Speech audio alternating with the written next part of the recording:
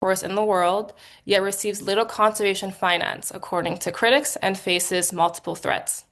We will unpack the call to action's objectives, how it aligns with the Congo Basin Forest Partnership's roadmap adopted in Gabon in 2025, implementation priorities, challenges, what it means in practice for governments, communities, and partners working on the ground, and the next step for translating this landmark commitment into lasting impact across the Congo Basin.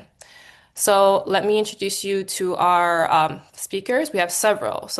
We have Emmanuel Tsadok Mihaha. He's a lecturer at the University of Kinshasa and an advisor to the Ministry of Environment of the DRC. He will lead the Congo Basin Forest Partnership, the CBFP, from 2026 to 2028 on behalf of the government of the DRC, which has been mandated to chair and facilitate the CBFP following Gabon. We also have Joseph Itongwa. He's the regional coordinator of the network of indigenous and local community peoples for the sustainable development of Central African forest ecosystems. We also have Dorte Marie Lisenga. She's the national president of the Coalition of Women Leaders for Environment and Sustainable Development. She also supports indigenous communities within the FACID NGO. With us, we also have Siameni Kamchu Raoul Antoine. He's the assistant coordinator of the Civil Society Organizations Coalition for the Congo Basin. He's also the general director of Afrique Environnement Plus, an information agency specialized on the environment. We have with us as well Margot Lesange. She's the bureau chief of the Division of Local Communities and Indigenous Peoples for the Ministry of Environment in the Democratic Republic of Congo. She's also manager of the Community Forestry database at the Ministry of Environment. And finally, we have with us Simon Hopkins. He's a UK board member for the Central African Forest Initiative, CAFI, and he's a current chair. He's also part of the Foreign Commonwealth and Development Office in the UK. Now that we have all of these introductions in order, let me begin with the first question for Emmanuel. So the first question is, for those new to this topic, what is the Belém Call to Action for the Congo Basin, and why does this moment matter now?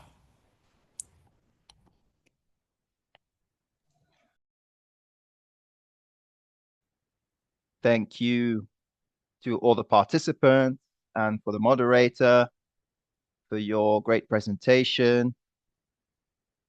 I'm very proud personally today. For the first time, I'm expressing myself in this webinar. And honestly, I would like to thank the organizers for this invitation, especially for having included the Congo Basin in the Belém Portal's agenda. I would also like to thank all the partners. I'm talking of Tenure Facility and the Ford Foundation, but also I'm very grateful for your interest in these new subjects, which is the protection of the forest of the Congo Basin linked to the call to action for Belém. We appreciate this a lot, and we are very glad for this collaboration between your organization and our partner organizations, and also with the partnership for the Congo Basin. For those who don't know me, I think there's been already an introduction, but I'm the co-facilitator of the partnership for the Congo Basin Forest in the name of the DRC. And this is a mandate that we will co-preside with another partner for 3 years, which will finish in 2028. So before answering the question clearly, allow me to take a step back, because the call to action for Belém was brought by a partnership for the Congo Basin with all the partners present. And there was a particular note that we've highlighted here. There was a lot of background work which was done between the countries of the Congo Basin of Central Africa, but also by the financiers and all other partners. The partnership in itself for the forest of the Congo Basin is a Type D partnership in the United Nations system, which is included in the partnership of UNDSA. It was launched for those who are less informed about this partnership in 2002, in response to the resolution 64, 214 of the General Assembly of the United Nations, which called the international community to support the efforts of the leaders of the Congo Basin states, linked to the declaration of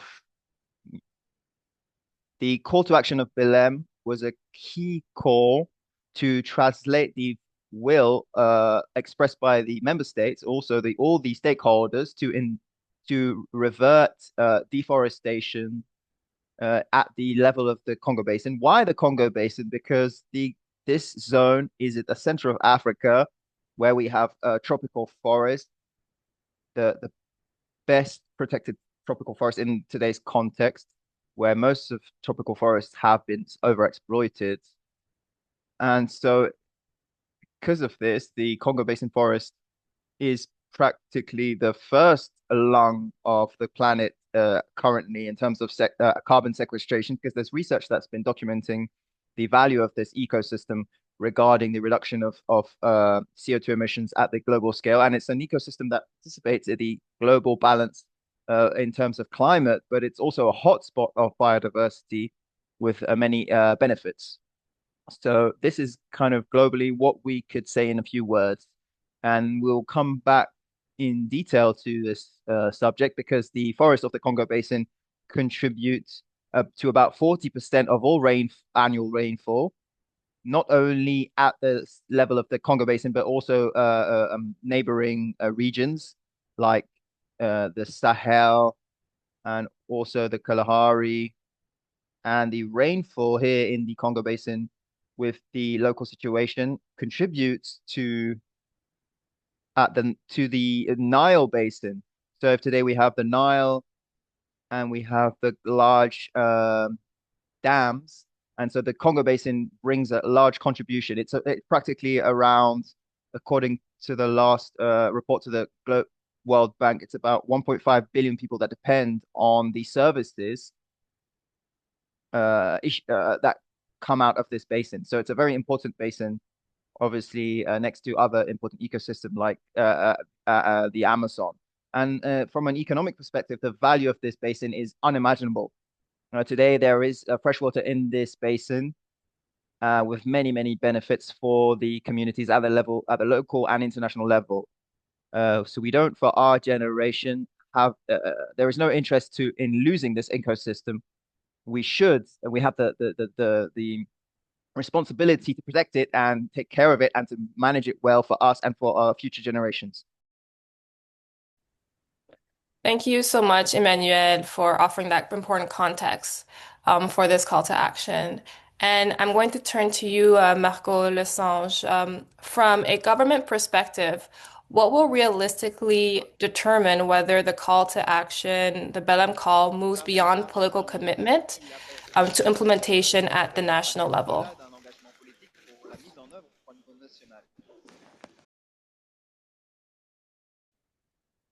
Thank you very much for this question.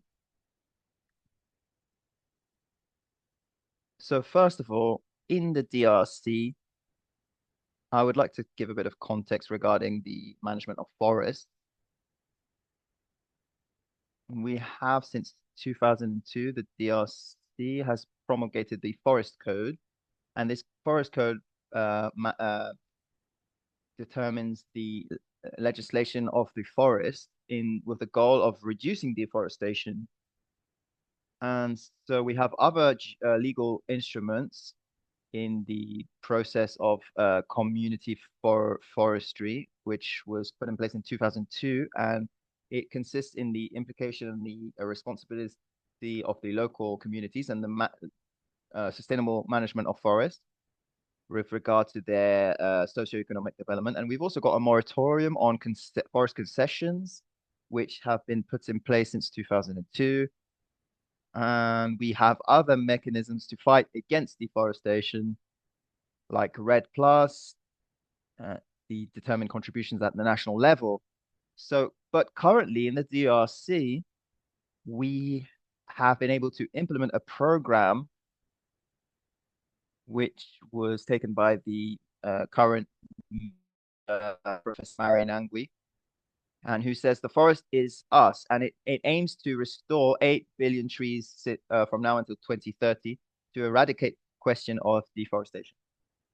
And so internally, I'm giving my opinion as an expert. For this commitment to be uh, materialized, we need to reinforce the existing text because we have text which already exists.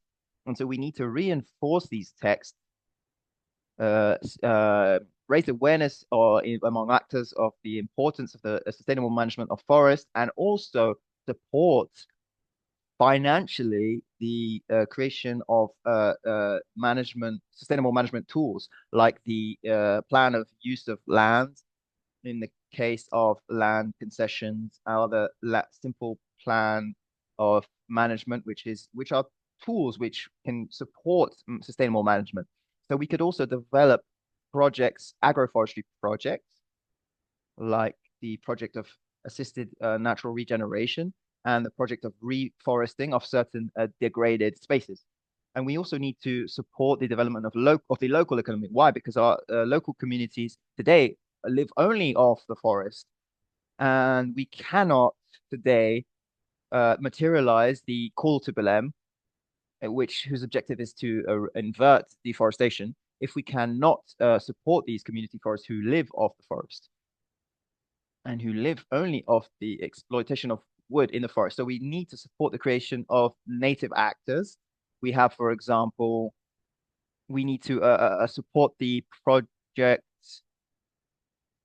of projects of production of cacao and coffee and alternative projects to facilitate the local communities, the reduction of deforestation and loss of biodiversity. Thank you. Thank you, Marco Desange, for offering that government perspective and what needs to be done to make it implemented on the national level. I'm going to turn to you now, Joseph Itongua. If the Belém Call is implemented well, what concrete changes could Indigenous peoples and local communities actually see on the ground, and how would this address their needs?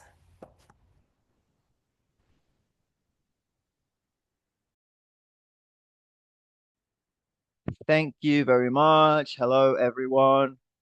Thank you to the organizers. I'm not going to cite them all here, but they're here, Tenant Facility, Land Portal, and all the other partners who are in this dynamic. I also would like to salute the new facilitator of the DRC. So I'm speaking in the name of Ripaliac, or in the framework of Ripaliac, and with the extension of the Congo Basin and the Central Africa. I know that there have been efforts and calls that have been announced for example, the call to Glasgow, the 1.7 billion. We also have a call in Belém, and also specifically for the Congo Basin, the 2.5 billion for the actions in the Congo Basin. I would like to come back on one aspect to say that the conservation efforts and the role of indigenous people in conservation you cannot be doubted. And we are obviously praising all the ecosystems and the forests of Central Africa, but we need to put in the center of our reflections who is contributing really to the maintaining of the satisfactory state of these forests. And we should know that there is this interdependency between the existence of biological diversity and the and cultural diversity, which means that the efforts of indigenous people and communities really contribute to maintaining these Congo Basin forests. That's one aspect. And for this, the way in which each community the way in which indigenous communities fulfill their role is by reinforcing their capacity and having access to means which will allow us to play our role well. And so, but the challenge that we are facing is this one. Will indigenous people have a direct access to these funds? There are a lot of lessons that can be learned from the experience with partners and foundations on priorities which were supported to reinforce the role of indigenous people. You know, beyond this role, we also have a need to secure these spaces. We cannot manage these forests well if in land insecurity of indigenous people is maintained. We will not play this role. Securing these spaces is very important. And the bad perception of the capacity of indigenous people and local communities to be able to conserve the forest, that needs to be taken away from people's minds. So we need to recognize these efforts, and by recognizing these efforts, we need to go through certain mechanisms, notably the legal recognition. I salute the efforts that have been made through the Central African and Congo Basin, the laws and the politics that are being revised, because without these politics, we will not be able to manage these efforts. That's one aspect. And how are these policies integrating the land tenure dimension of indigenous communities and local communities? Most policies and reforms that are here uh, give priority to land tenure for indigenous people, but there are really a lot of difficulties to be able to anchor them really in practice in the legislation. In the DRC, we are trying to follow the reform of forest policy, and I hope that this policy process will be able to integrate one aspect that reinforces the forest tenure of indigenous people. It's not for these people to benefit from the services, but it's to help the states to meet their commitments in terms of conservation. And there's one more aspect: how are these means and these funds contributing to the well-being of communities? That's also another aspect. A third aspect is how do we arrive really at to access? How do we manage to access these funds? the the procedures of these funds, the flexibility, the modalities. The communities are not all accessible, and most of the biodiverse forests are in isolated areas. So how do these communities access really to this information and to these financial mechanisms with all this procedural heaviness? I think there needs to be some flexibility of the mechanisms so that the communities can directly benefit from these funds. And we've also proposed in Belém, we've said if there's 2.5 billion, which are already planned for the Congo Basin, will there be a work group, a specific work group, which needs to take care of the specific indigenous people dimension, and there needs to be a percentage of indigenous people with regards to this financing. We've got other mechanisms like the TFFF and others, and we say that 20% needs to be dedicated to indigenous people and local communities. But for the Congo Basin, the 2.5 billion, do we know, are we expecting to have a percentage and what threshold of will be dedicated to indigenous people? Who will manage this, and what are the mechanisms to access it? These are really the questions we need to be asking ourselves.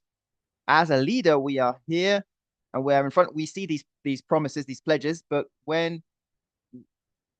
there are a lot of restrictions. And when we access each country, we need to ask the questions: how much have you brought forwards, and how do we access these funds? What are the mechanisms and the modalities of governance and direction and information? And also, it, there's a recommendation that we need to have a specific work group and a specific percentage dedicated to indigenous people. And I will finish by saluting the efforts of the partners in the sub-region who have committed already or who've already begun the work of mapping and influencing the policies. It's it's not sufficient, obviously, compared to the ambition that we have. Republic has its strategic framework until 2030. We have the ambition of having 6 million hectares of land and forest. But how will we manage to get there? Through policies and through obviously support, direct support that we need to receive. So this was what I would like to bring to this discussion, which is very important. And I think that with these discussions, we will be able to change,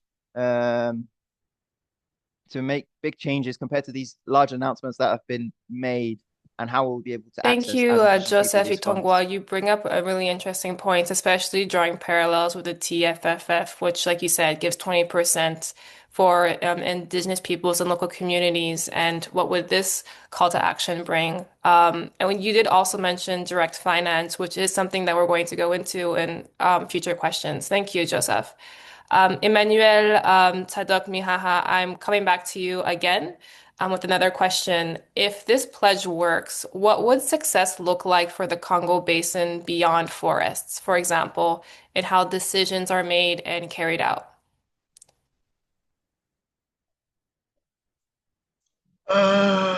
Donc, je sais pas si vous m'entendez. I don't know if you can hear me. Yes, I can hear you.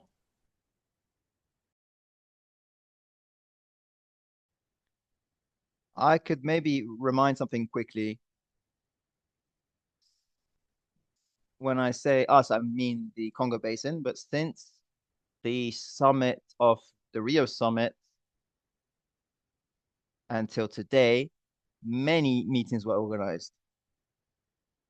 And I think the Congo Basin was at met its expectations. And today, the efforts that we salute, which were deployed by the co-facilitation, the Franco-Gabonese co-facilitation, we salute the all of these partners who have elaborated this call to action, the Belém call to action. But now today, it is not a time for talking; it's a time for implementation. And so we need to be in phase on the mobilization of resources, both at the domestic level, at each country level, but also regional and international level. And we need to remind ourselves of something. There is a paradox that was identified and documented in the Congo Basin with everything that we've presented as contributions at the level of global balance, biodiversity, of low rate of deforestation, but there are also emergent stakes or problems which threaten the deforestation or this basin, especially deforestation. So how do we conciliate all these elements? This is what created the partnership of the for the Congo Basin with the French Gabonese co-facilitation, notably with different regional organizations who supported us. And so we were able to elaborate this call to action and present it. So today, we really, for us, the priority is to go to action. And it's the opportunity for me to thank you also for this webinar, which presents us or introduces us to international mobilization. And so we appreciate this a lot. And I'm using this opportunity to read to you a small extract of the Belém call to action, which says the following. I'm citing: let's call the international community, the states, the international organizations and financial institutions, civil society organizations, the private sector, philanthropy, to join us and mobilize politically, financially for the conservation and the sustainable management of forest ecosystems of Central Africa. I will remind something which is very important. When you're in the Congo Basin, beyond the fact that there is deforestation and many threats, you will actually find intact forests that have never been touched by exploitation. So it really is a barrier today with regards to the Paris Accord and all the efforts that are deployed at the international level. But allow me as well, before going back on your question, to remind ourselves that the next co-facilitation of our partnerships has been called, according to the call to Belém, to put in place, we are highlighting this, a mechanism or a common system of following and evaluating the policies of results and of financial support. And I want to highlight an important element. This approach is transparent, is mutually transparent, and needs to be established between the different Central African countries and the partners as a shared responsibility. And so if we say the forest is us, we are the first to be beneficiaries of all the services that these ecosystems provide, but we are fighting to keep this heritage, which is within us. And so we have this responsibility. But as you know, the Congo Basin today represents a world heritage at the global level. So the responsibility for its preservation is shared. So what the co-facilitation will do as a follow-up plan, there will be indicators, clear indicators that will be shared with all our partners to allow coherent surveillance, which is verifiable with objective measures of progress and a operational surveillance from 2026, and we're already working on it. And there will be a focus on this surveillance plan on a mechanism which will focus on the surveillance of forest dynamics and in transparency. So to go into more detail in a specific way, to answer the question that you've asked, I need to remind us that the objective of this call for all of us is to show one of the indicators of success, which is reverting deforestation and degradation of forest from now until 2030. And so what the call to Belém is trying to put in phase actually rejoins the other commitments that other countries of the Congo Basin have taken. I can talk about the Bonn Accord and also the objective AFR 100, which converge in this same direction. And regarding restoration, in terms of financial returns for the commitments to the Central African countries, are of 34 million hectares, which have been able to be restored. And so this is a major advancement in the implementation, which in our opinion would be an important mark of success. There have also been progress made, we will highlight, in the sustainable development of forests, which are non-negligible. We could, for example, speak of the commitment in the framework of the strategy of the Call to Belém for the 15 million hectares in Nairobi. Notably, we'll also talk about the activity which was En be Nairobi organized soon, también which we estamos also organizando salute, organización, from 10 the o 12 10th to también va the a tener 12th of lugar February aquí 2026 here, con with una the initiative of iniciativa a reconocer con Tamba Heritage. activismo Uh, y con conservación so it's de something that we los cannot bosques. sell or take lightly. So this program will boost the implementation of the call to action of Belém under the angle of the sustainable management of forests. And it's also something that is supported by this partnership. And to finish, I would also like to highlight an important element to talk about the representative of the local communities, and it's the guarantee of land rights of indigenous people with a direct access and fair access to financing. We talk about social inclusion and the full participation of civil society, of indigenous people, of local communities, without forgetting, of course, the family. It's in this. So the so it goes in the sense of the call to Belém. And if we must summarize, we are working at the level of the call, and what we want to really hammer is the objective of going and inverting deforestation And around this call to action, we've already had the manifestation of many partners. I'm talking about different partners who were with me in Belém, and we've been able to develop certain exchanges, and they have been able to support in this private sector to see in what way we can develop value chains while minimizing deforestation. So we develop the economy in the forest areas without destroying the forest.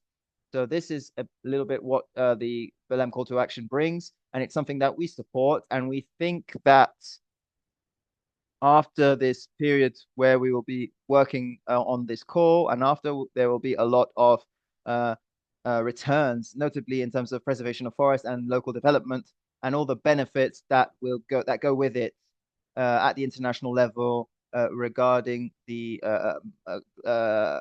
global balance of climate change. That's what I Thank can say. you, Thank you. Emmanuel Tadok Mihaha, and thank you for underlining one of the key goals of the Belém Call to Action, which is to halt and reverse deforestation by 2030.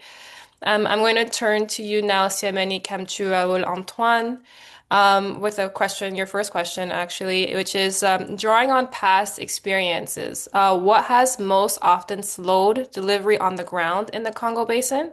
And what early signals of implementation either show it either going well or not going well that we should be paying attention to?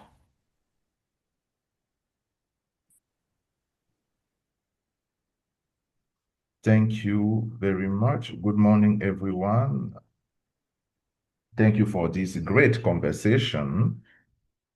So now to get into the crux of the matter, regarding the issue regarding what can slow down implementation on the field, we will go back to we will go a few years back. We had this COP26 in Glasgow. The Congo Basin mobilized with COMIFAC to adopt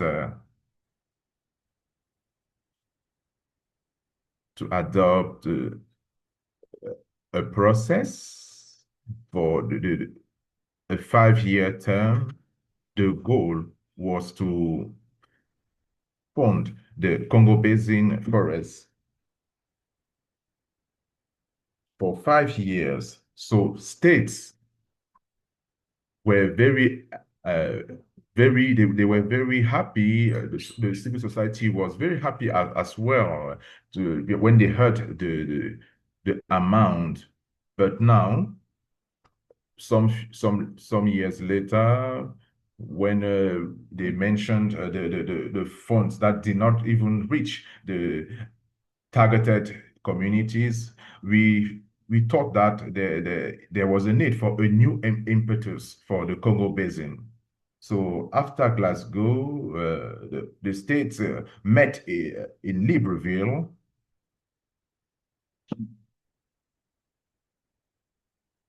under the supervision of the COMIFAC to try and understand how these funds could be allocated and how the countries and the stakeholders could access that funding mechanism and benefit from the global amount, the overall amount, if I may say. So we had the PFBC governing board and the donors. They attended a meeting, and the ministers of the sub-region at the sub-regional level as well, to allocate at the $1.7 billion. But the reaction was very fast because people were wondering what were the access mechanism and how could the countries benefit. But surprisingly enough, the 1.5 billion was already allocated. So we come back from Glasgow, and 2 weeks later, we just realized that from the 1.5 billion pledge, we wonder, and that no, one part of the funding was already allocated. So how can we announce an amount that is already allocated? So what were the implementation mechanisms for that 1.7 billion that was pledged between the CAFI and or the other mechanism that was already operational in some Congo Basin countries? We had, for example, DRC, we had Gabon, and 2 or 3 other countries that were negotiating with the CAFI process. So this somehow came and discourage the various stakeholders. And without going into the details, a few years later, when they announced, since the mechanism changed, we had the northern countries that were supported by a delegate. So after the new version of the co-facilitation between France and Gabon, the issue of renewing the mechanism, the question was tabled, and the idea was to adopt the Belém Call to Action mechanism to mobilize the finance that was announced. So at the level of the countries and civil society organizations, there was no report. We did not take stock of the 1.7 billion that was allocated before. So now, institutions like COMIFAC, because the COMIFAC is supposed to be the spokespersons for the region in terms of the forest commissions and regarding the follow-up mechanism and to make this funding operational in the Congo Basin.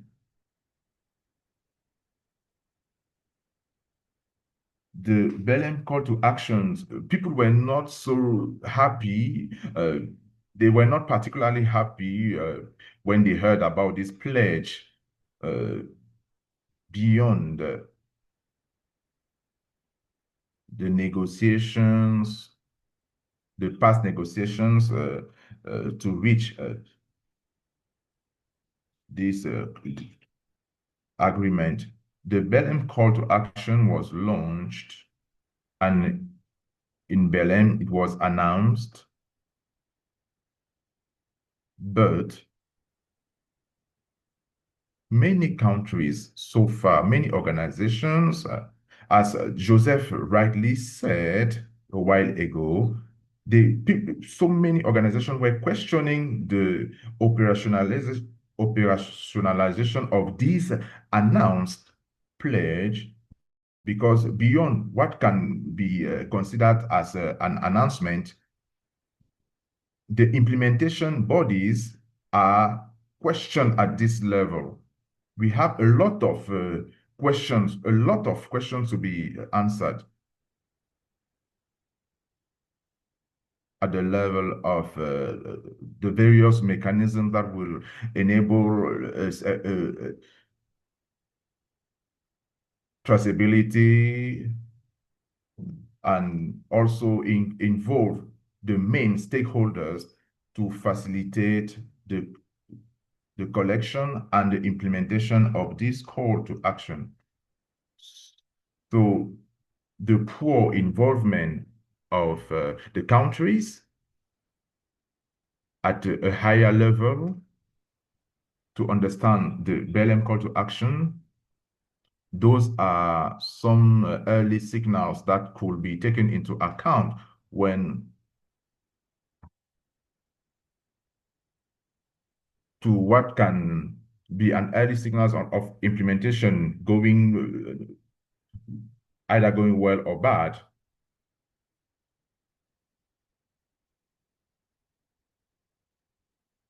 So we still hope that we'll have access to information for all the stakeholders to better understand, because there there are still gray areas. There are still unanswered questions. The Belém call to action was announced. How will it be different from the previous calls? We know that maybe the amount that was announced is bigger than the previous ones, but we have more than 2 billion US dollar that was announced, but what is the level of commitment of all the actors or of the stakeholders? So we are faced with some governance, some accountability issues here. So now, how are we going to enhance the capacity of regional institutions like COMIFA, for example, Central African Forest Commission, at the level of the coordination of forest governance policies in the Congo Basin? At a certain level, they were not able to work efficiently because the partners and the stakeholders were not very transparent when it came to the implementation process. Consistency and the dialogue between the various stakeholders is very important. The harmony between the implementing parties. So how is this country going to position itself as compared to the other one? So those are some recurring questions. So now the facilitation, the PFBC is supposed to be accountable to make sure they bring all the responses that we need regarding the Belém call to action for it to be documented, and that the announced funding mechanism we hope they will be defined, because following this pledge, only a few countries gave their level of commitment regarding the amount they could allocate. The other donors are still expected on this front, and beyond the amounts, what are the access mechanisms? And that is where the civil society will try and work so that the various stakeholders will be transparent enough. So I'm about to end, please. The previous pledges were not as efficient as they were supposed to be. So I will stop here. Thank you, Siameni. I'm actually going to turn to Joseph Itongwa to quickly answer the question on direct finance. Joseph Itongwa, what practical barriers still prevent Indigenous peoples and local communities from shaping implementation and accessing direct finance directly? And what would need to change to remove those barriers? Are you able to answer that question just in a few minutes so we can go to the next speaker as well?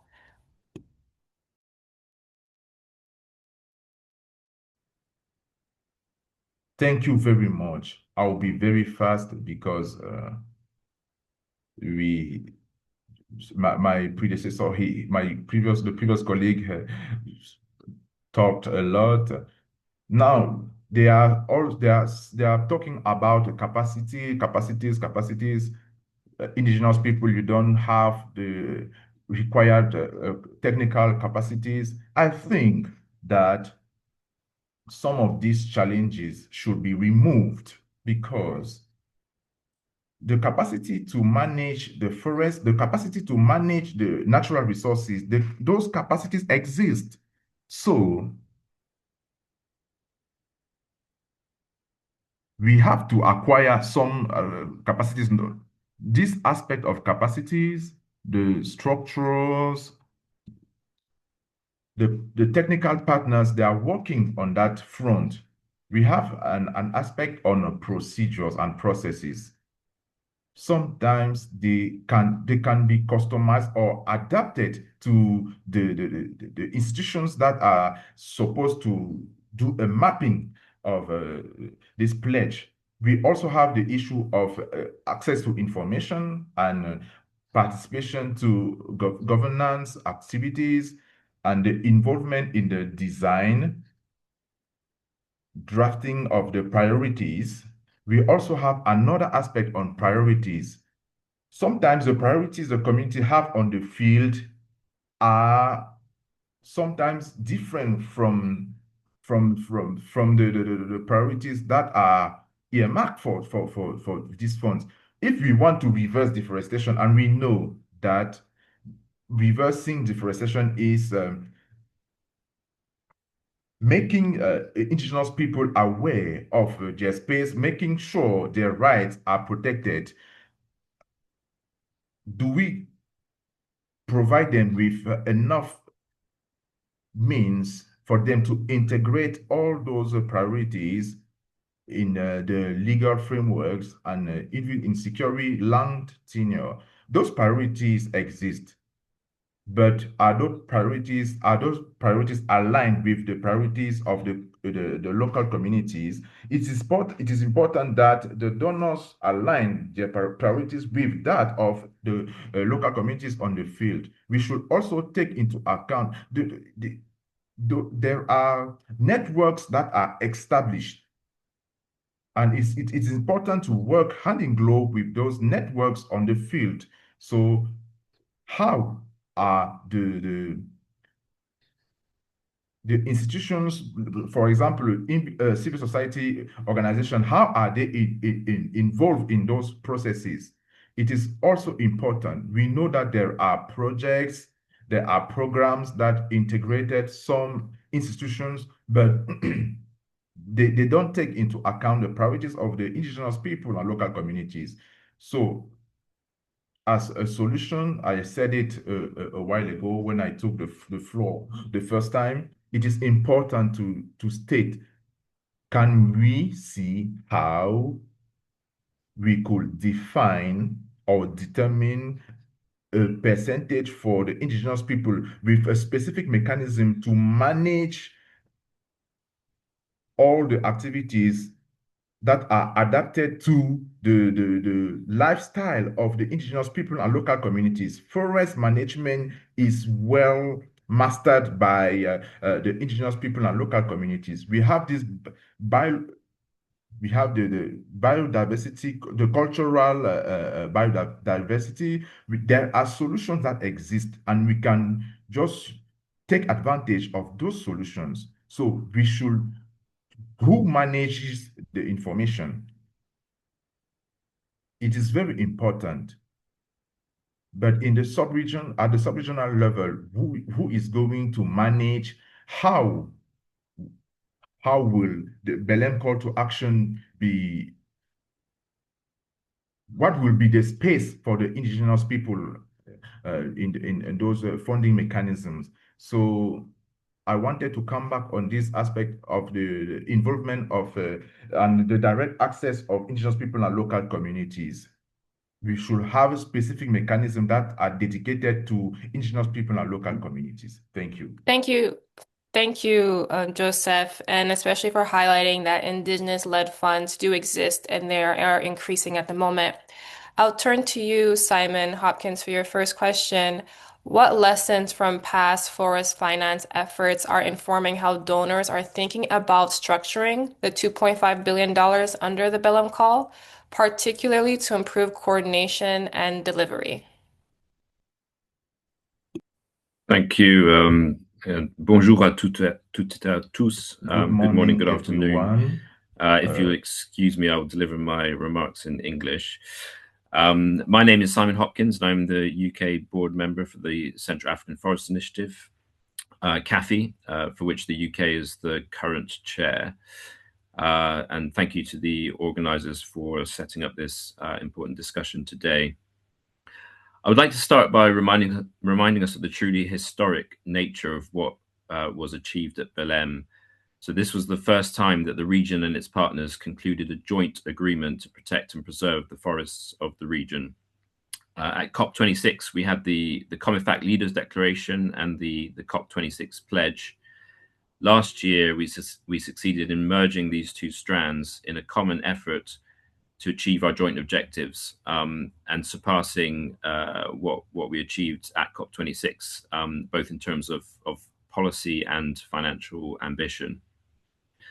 The process of agreeing a new agreement last year entailed deep reflection on what had come before. And I've been asked to share some of those lessons with you, and some indications of how we hope to do things differently in future when it comes to raising the finances needed for the task at hand. So I have four sort of core lessons I'd like to share, and then a few further reflections on coordination and delivery.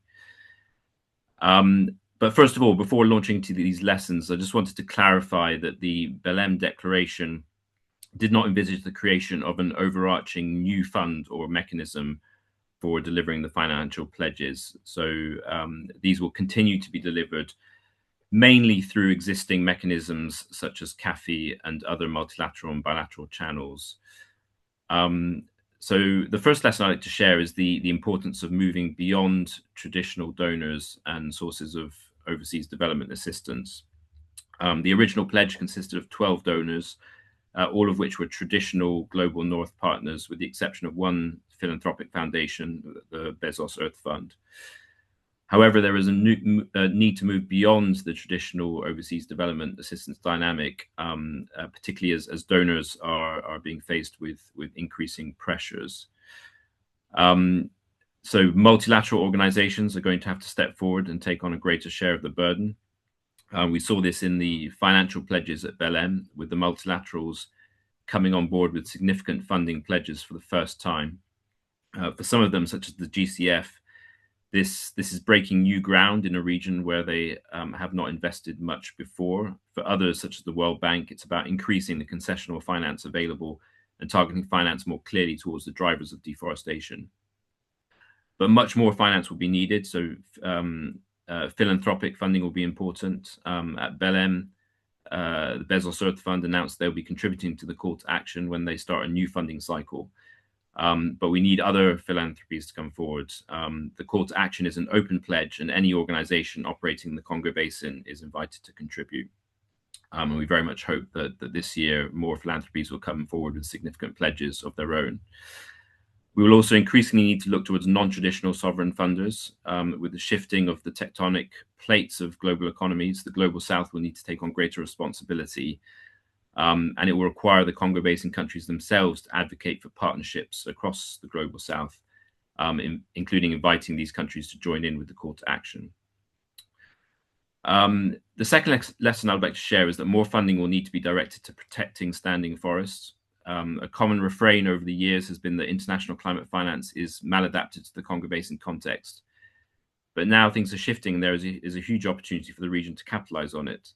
The region has been a trailblazer in this regard, with the CAFI agreement with Gabon to provide $150 billion in results-based funding, the first tranche of which was disbursed a few years ago. However, much more is needed. At COP30, the Tropical Forest Forever Fund was formally launched with an initial capitalization of over $6.7 billion. This initiative has the potential to be particularly well suited to the Congo Basin context, with its traditionally lower deforestation rates. However, it will require close engagement by governments to put in place the enabling conditions to benefit from this revenue stream, including MRV and benefit sharing mechanisms. The third lesson is the importance of channeling funding in ever-increasing quantities to end beneficiaries and local communities. Our experience of CAFI over the past 10 years is that far too much funding is dispersed along the supply chain before it reaches beneficiaries. Much more funding is needed for local communities, and innovative approaches are needed to achieve this. CAFI is leading the way in this innovation with the development of tools and processes for a standardized regional system of payments for environmental services, where the majority of funding will be awarded to those directly responsible for protecting and sustainably managing their environment. This shift is essential, but will require strong engagement by national governments, including adopting national PES systems and allocating funding from domestic resources. My fourth and final lesson is implicit in those I've already stated, and that is the need to shift to more results-based modalities of finance. As funds become scarcer, donors and investors are demanding more impact. It will therefore be incumbent on all of us at whatever stage in the delivery chain to become more efficient and demonstrate material impact. This does not mean that we shouldn't continue to take risks and innovate. What it will mean is that we will need to rapidly learn the lessons from both successful and failed initiatives and be quicker to reward success and redirect funding to where it is having the biggest impact. So as I conclude, just allow me to share a couple of reflections on specifically on the coordination and delivery side of implementation. So first of all, coordination will need to be increasingly regionally led. Over the past few years, the Congo Basin Forest Partnership has shifted from having a single donor facilitator to a co-facilitation model, where responsibilities are shared with regional countries. And we've seen the successful fruit of this in the launch of the Congo Basin Call to Action. We would like to see this regional leadership strengthened as we move into implementation, and are pleased to see the DRC forging ahead with plans for its co-facilitation. A key element of this agenda setting will be setting out clear national and regional priorities, which should be spelled out as part of the implementation phase of the call to action. And there'll be a need for really clear indicators of success, as we have heard from the DRC co-facilitator. Second, linked to my first point, we will need to better equip regional and national partners to allow them to fulfill these important coordination and delivery roles. CAFI has taken the lead in this by expanding direct access to the fund to accredited domestic civil society organizations and national entities, and there'll be an ongoing need for capacity building. And then finally, the need for increased transparency, as has been stated already. This is needed both in terms of the sources of finance, but also on the activities and results that are achieved. So with these lessons in mind, we look forward to collaborating together to ensure that the objectives of the Glasgow Leaders Declaration on Forests and Land Use remain within reach. Thank you for your attention. Thank you, Simon. And you brought up a really interesting point as well, that things are changing around the world and looking towards other partners in the Global South as well. I will now turn to you, Dorte Marie Lisenga. What lessons from previous forest and climate finance mechanisms can inform more meaningful engagement of women under the Belém Call?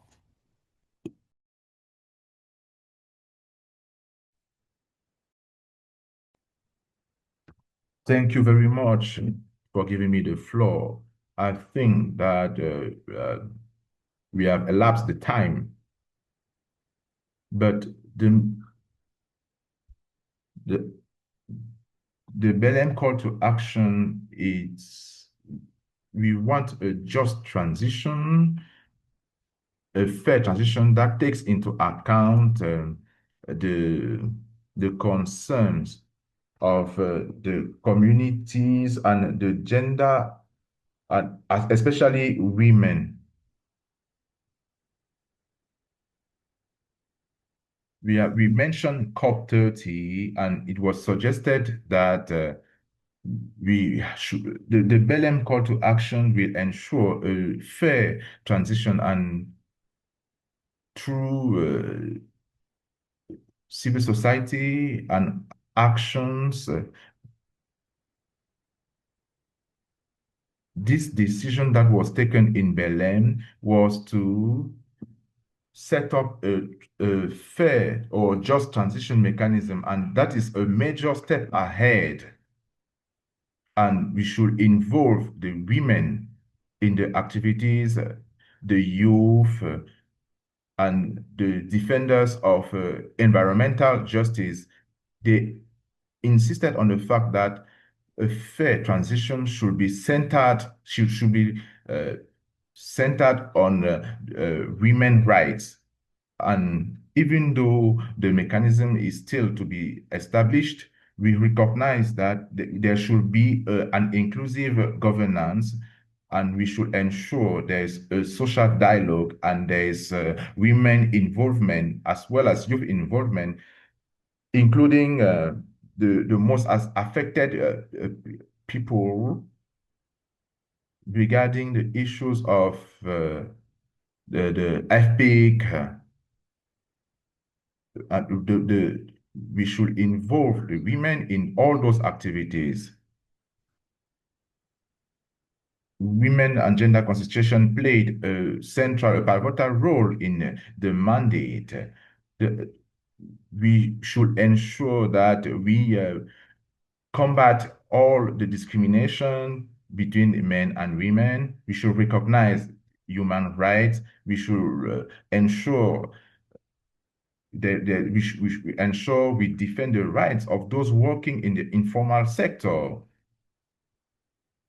When it comes to the countries of the Congo Basin, this transition should take into account the gender-related data, because somebody mentioned indicators regarding, for example, funding and so on and so forth. Those indicators should take into account the gender-specific data.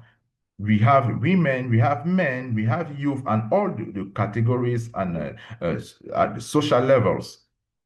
So this decision and this Belém call to action reflect, even if it's not enough, the pledge is not enough, we should have a direct mechanism. Before Belém, we had the pledges, we worked at the level of Africa. We attended a meeting in Addis Ababa, and Africa was supposed to bring in its input when it came to deforestation, as well as issues related to gender, especially the countries at the level of the Congo Basin, because when there is deforestation, women pay the highest price. The women are the one working agriculture, but they should also participate in activities related to decision making. And all those decisions should reflect some priorities, even if it's still not enough. The priorities regarding the financial aspect, the direct funding, we have illiterate rates that are very high. We know that some women don't master the banking system to be able to implement the various projects at on the field. We also have issues related to debt, the influence of companies, on issues related to gender. We should take into account all those aspects. At the level of the Congo Basin, if I talk about DRC, for example, women suffered a lot when it came to agribusiness projects. We carried out analysis, and women had to get online to be able to access to the information. And we know that women should have access to land. That's why we insisted that the land reforms at the level of the DRC should take into account the gender-related issues, and we should extend this experience at the level of the Congo Basin for the African woman. Now, regarding access of women to land and the exploitation of natural resources at the level of Congo Basin and in Africa. Now to end, please to end, the Belém call to action is only a starting point. It will depend on the way we are going to establish the mechanism and the involvement of indigenous women, indigenous people, because they are going to ask for them to be represented at the level of negotiation. The women should be involved, and she should be given her rightful place at the level of the negotiation. And we know that there was a fund that was established in Belém, a fund for environment, climate, and people. So we started this major project in Rio de Janeiro 1 week Thank before. you, Dr. Thank you, Dr. for your going further on the role of women within this call to action. And I'll turn quickly to Emmanuel Tadok Mihaha. If you can answer in just a few minutes, from a regional coordination perspective, how can Central African governments align their efforts to tackle critical pressure points and meet the goals of, the Congo Basin Forest Partnership, Libreville Declaration, like transboundary environmental crimes? Are you able to answer that in just a few minutes?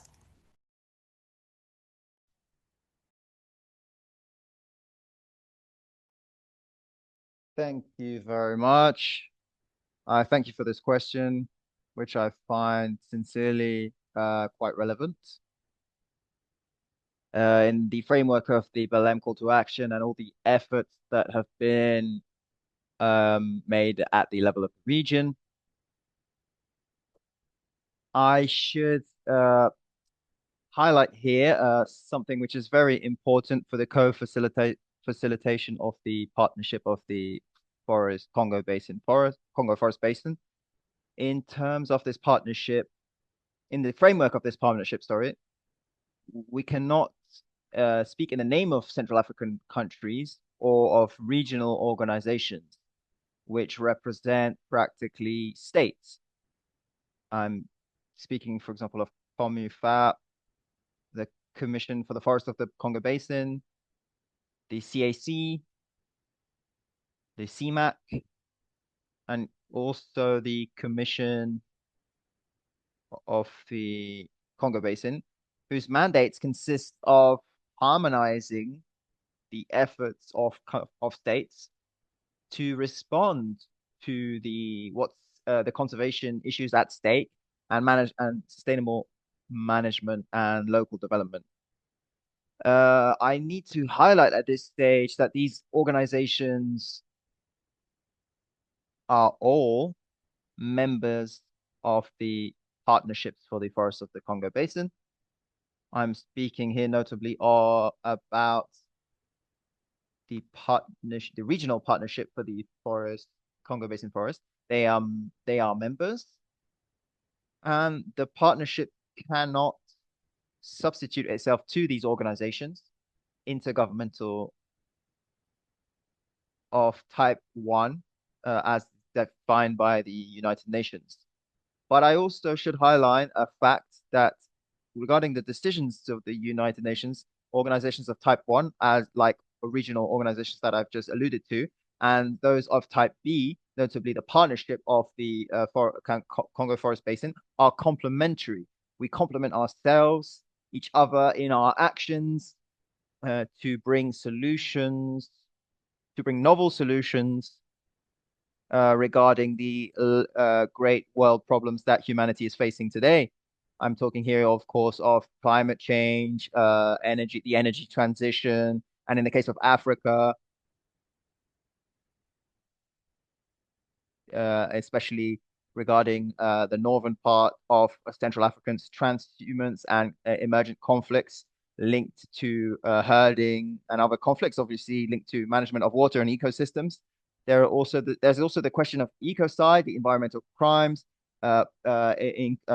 severe poverty, and also the absence of documented social services for local communities of those forest ecosystems. Regarding what the partnership has done, connected to your question, I need to remind us here that on the historical in last year, actually it was the 11th of July of last year, if my memory serves me well, in 2025, the members of the partnership for the the Congo Basin Forest, were reunited in Libreville in the Republic of Gabon in the framework of a sub-regional conference, which was talking about environmental criminality and the conflicts. And the conclusion of this, as this conference concluded, a declaration, was adopted by the parties. And when I say parties, I mean the regional organizations and others, partners who were present. And the next co-facilitation of this partnership for the Congo Basin, notably with the DRC, will probably take into account, or certainly take into account and contribute to the implementation of this declaration. And I also should highlight, to close, to sum up, that in this declaration, the members of the partnership have highlighted the importance of fighting against environmental criminality on a global level. It's what we call, in simple terms, or in technical terms, ecocide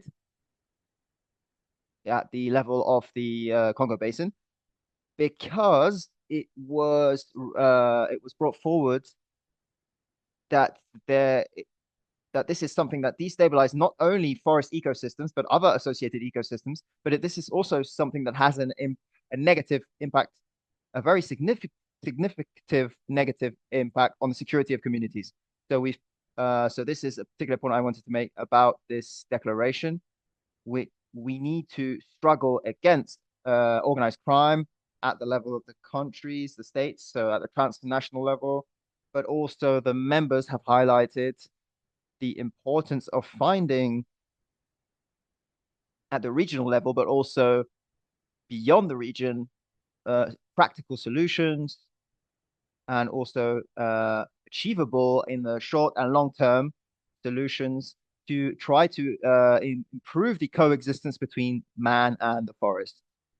So I would like to, if you allow me, to come back to highlight one last thing, which is very important regarding these exchanges. And some people have maybe not completely understood on the Belém call to action. I would like to highlight that the call to action for Belém is an instrument that has allowed us and which will allow the Congo Basin to be at the to meet its expectations for the different commitments that have been taken to address the emergent issues and the stakes at the global level. So for the first time, and I would like to remind us, if you allow me, the countries of Central Africa and the international partners will have taken this commitment together by making this joint declaration in favor of forests. And the force of this historical and mutual commitment built under the co-facilitation of the France and Gabon, obviously with all the other partners and regional institutions, has allowed us in 15 months of consultation. It was not something that fell out of the sky, but there were many consultations and negotiations, but we were able to conclude with this agreement, which is unique. And I think what has been envisaged to stop deforestation, to be able to conciliate conservation, economic development, and the development and access to social services is going to be made in a reality in terms of the Congo Basin. And I thank you for having thought about us Thank to you, organize this Emmanuel meeting. Tadok. Mihaha. Unfortunately, we're quite over time, so I'm going to turn to Margot Lesange for our last question.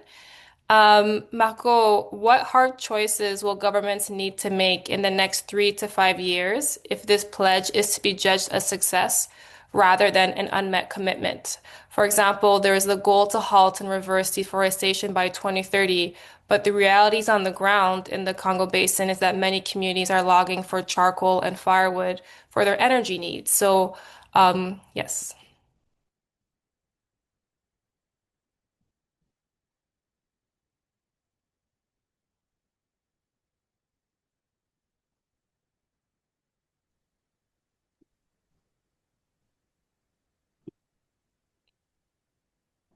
Oh, Margot, sorry, I think you're muted. So thank you very much for this question. And I think we need to reinforce first access to electricity to allow these local communities that live on carbon to have access to electricity and for cooking. And beyond facilitating access to electricity, we need to develop renewable energies, uh, especially solar energy and biogas. But we need to also invest massively to have other solutions to allow these local communities to have solutions for cooking. For example, in the DRC, we've developed projects for improving households. And so we need to finance this approach, which is shared with the local communities to improve households, to reduce the dependency on wood and charcoal. And beyond that, we need to develop plantations that are managed in a sustainable way and productions of charcoal produced in a sustainable way.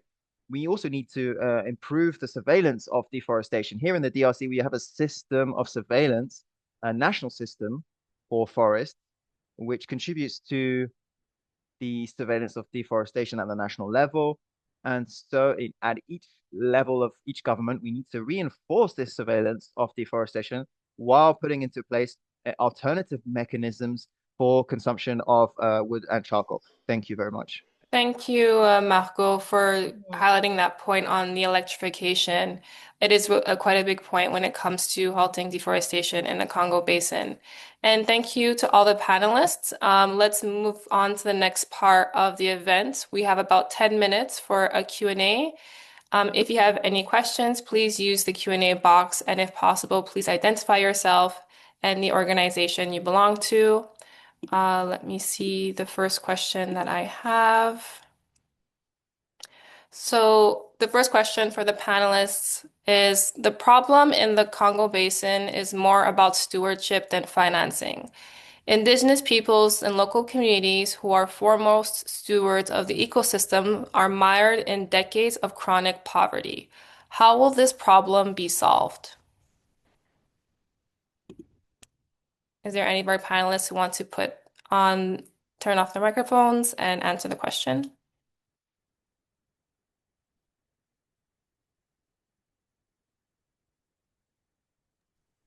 C'est possible de répondre un peu à la question? Would it be possible to repeat yes, the I question, can please? repeat the question, and Dorte put her hand up to answer. So they're saying that one of the biggest problems that in communities face is chronic poverty. And they are one of the foremost stewards of the ecosystem. So how will chronic poverty be solved? Dorte?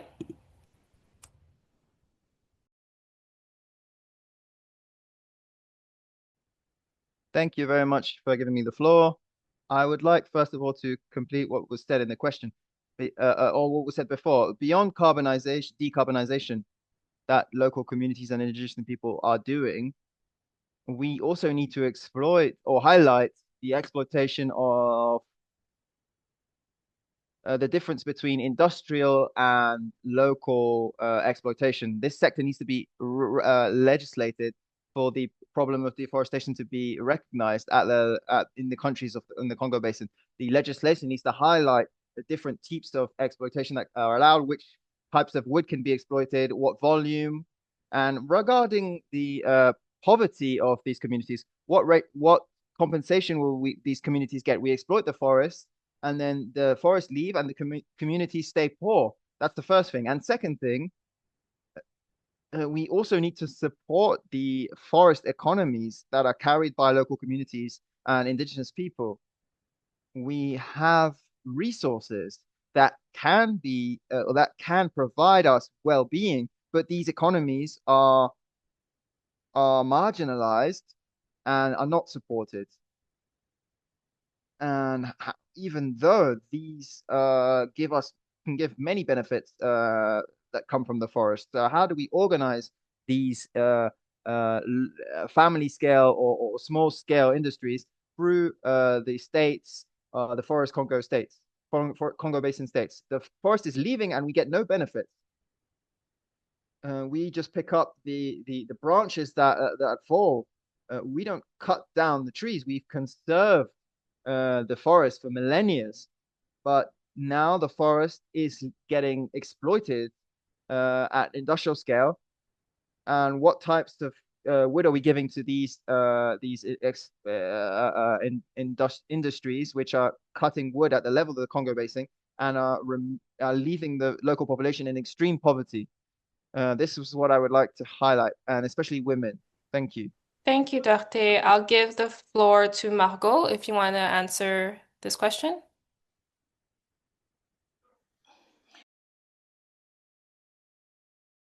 Yes, thank you. I would just like to add one element regarding deforestation. Considering arbitrage, what should we do for countries in Central Africa? We also need to be careful about, because we know that the Congo Basin is rich in minerals. We have also a petrol blocks. So we should favor forest spaces of indigenous people beyond the mining titles, so to stop this deforestation. And so one question was also asked to us regarding local communities and indigenous pygmy communities that live in poverty. With regard to the question of fighting against deforestation, how should we do this? So we need to support these local communities. There are alternatives in the forest. It's not just wood. There are other forest resources that need to be supported financially. And so these communities need to be supported to realize to undertake other activities. There are some local communities that have, for example, wood snails. So we can help them develop cosmetics or building certain products, developing certain products that are made from snail saliva. And so how can we support these local communities with alternatives? We've spoken, of course, of the production of cacao, of coffee. This would reduce the pressure on forests. Thank you. Thank you. Thank you, Marco. And the next question for our panelists from the audience is, what are the existing policy programs in the DRC for safeguarding indigenous people and local communities in forest conservation, and particularly REDD+? And what are the gaps to fill to ensure rights-based REDD+ implementation in the DRC moving forward?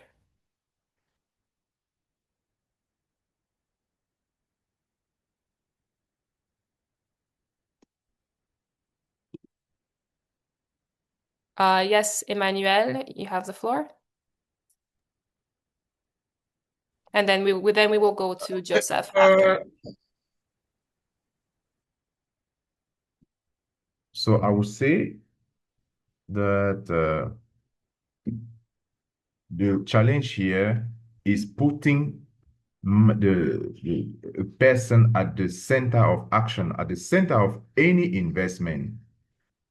So it is important to mention that when it comes to Belém Call to Action, we have a very important element, that is the development of a value chain as a country that is going to co-facilitate the partnership at the level of the RC.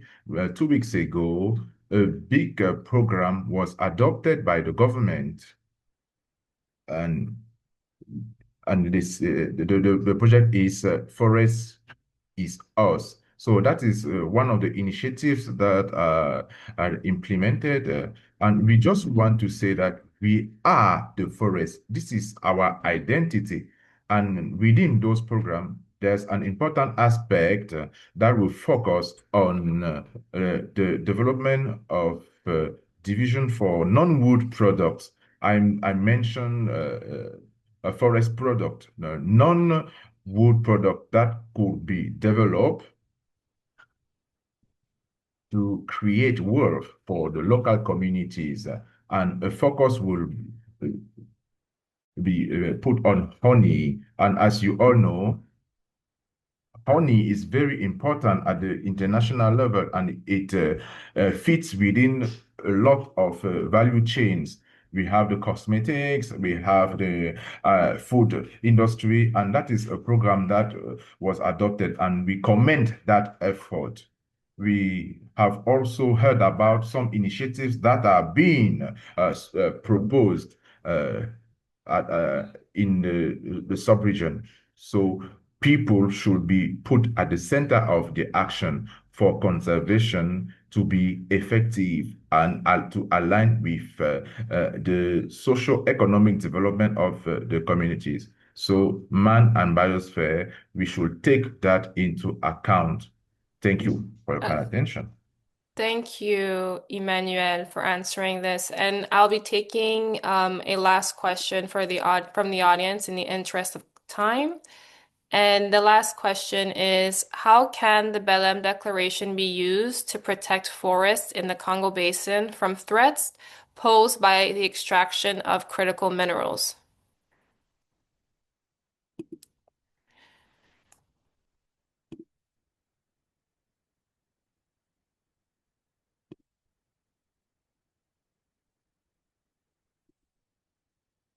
Yes, Joseph?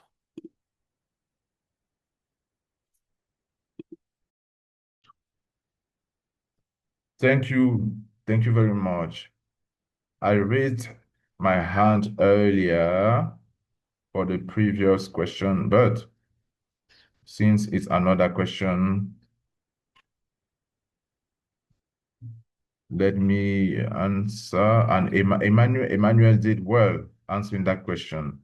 So I would like to give some details on conservation and how the efforts made by communities could help to help meet the goals of the Belém Call to Action. We have a lot of policies that are being drafted or designed. Let's take, for example, the global biodiversity framework with the target 3, requiring states to go beyond diversifying the forest governance forms to go beyond the protected areas. There are areas protected by indigenous people and local communities, and we also have other means to maintain the forest. Those are very important options that could be taken into account. We should recognize those spaces, and through those spaces, communities could develop other activities for their own development and well-being. That is a very important aspect. We should recognize the traditional spaces, we should secure those spaces, and we should not destabilize them with other uses that were mentioned earlier ago. We had the oil, the mining extraction. So I'm very encouraged. If I take the example of my country, DRC, there are a lot of initiatives.